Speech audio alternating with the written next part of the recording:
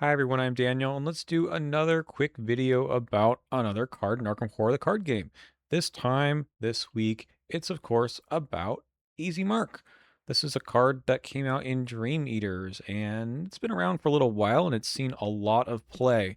It is a level 1 card, it costs you nothing, it's got some skill icons, it is a trick, and it is myriad, and that means, well, you get one of these. No, you get all three of these for the cost of just 1 XP.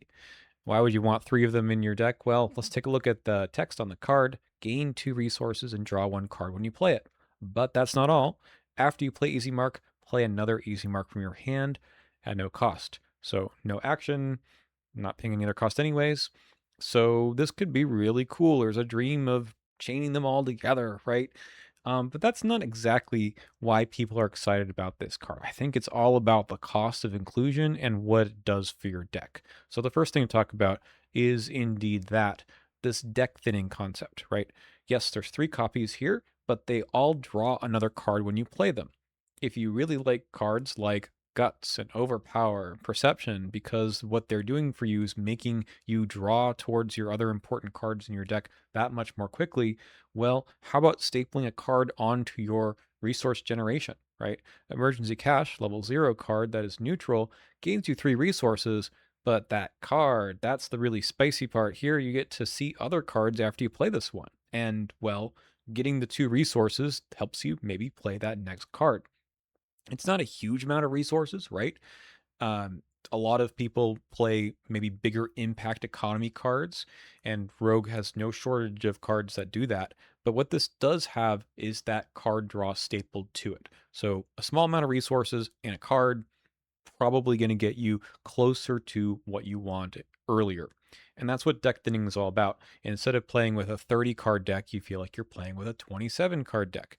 A lot of people like to have Tempt Fate or other cards like this that are fast and draw cards just because they're getting to the meat of the deck faster. More on this later, but that's, I think, the big attraction here. Now, the other part in the Rogue class is that there's a lot of event synergy. A lot of cards care about playing events or some benefit from having events in your deck, maybe even doubling the events. So, for example, Safina, she doesn't like love this card, but she definitely can make good use of it, of having extra copies with her painted world. But what she usually does is play other things that care about events too. Things like Double Double, which allow you to play the event again. Maybe Crystallizer of Dreams, which lets you use the icons on these cards, which Emergency Cash doesn't have. And maybe even thinking about things like Bewitching, which allows you to attach tricks to that card at the beginning of the game, and allows you to then search for other copies of it. So imagine you get one copy of Easy Mark there, and then you're going to hopefully search out the other couple. So events are a big deal in Rogue. This is no exception. So maybe it's not such a bad thing. Of course, events usually cost you more money. Like I said before, resource generation in those kinds of decks is very, very important. Okay, well, what about that whole downside? To me, anyways, I'm not a huge fan of Easy Mark because I don't think I like giving up 3 slots in my deck. Yes, I think that the most powerful thing to do would be to do it.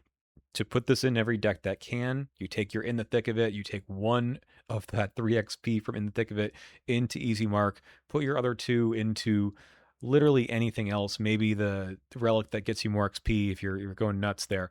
But to me, at the end of the day, I might be staring at my deck and saying, I actually have 27, maybe more cards that I want to put in the deck. And this doesn't do anything.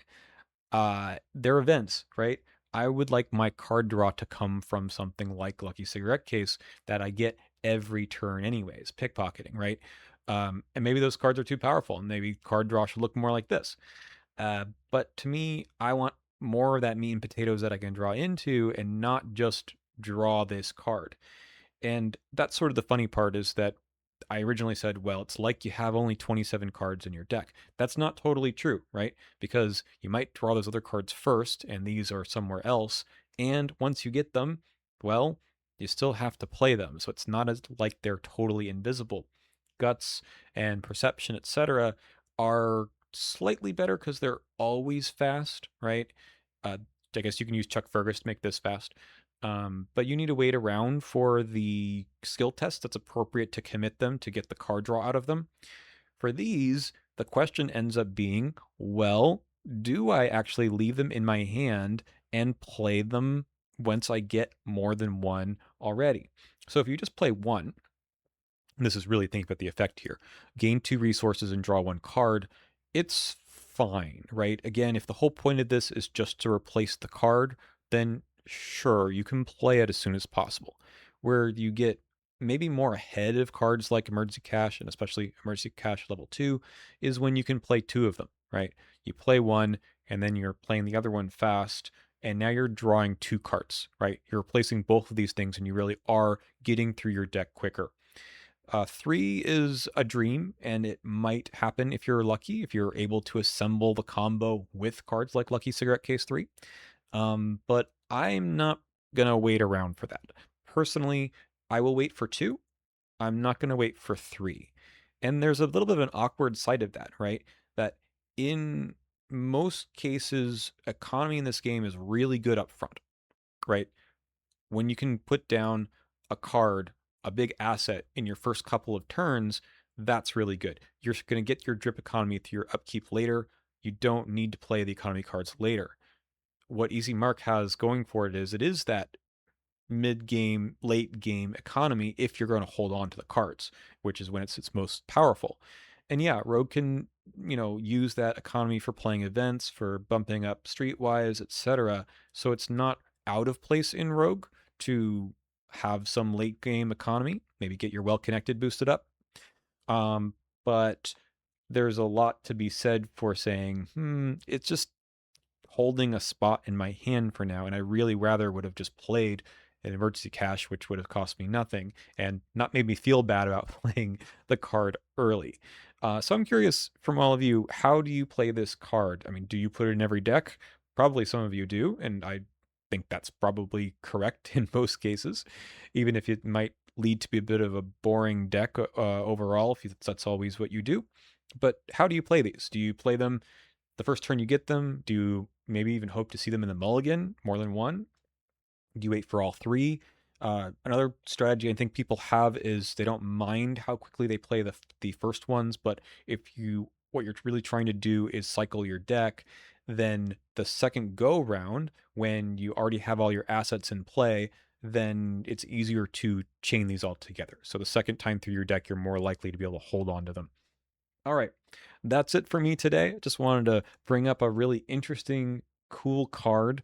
It's one that I have played. I kind of try to avoid these days, but I know is very, very popular. And it's just easy to fit into any play style, really. All right. See you next time.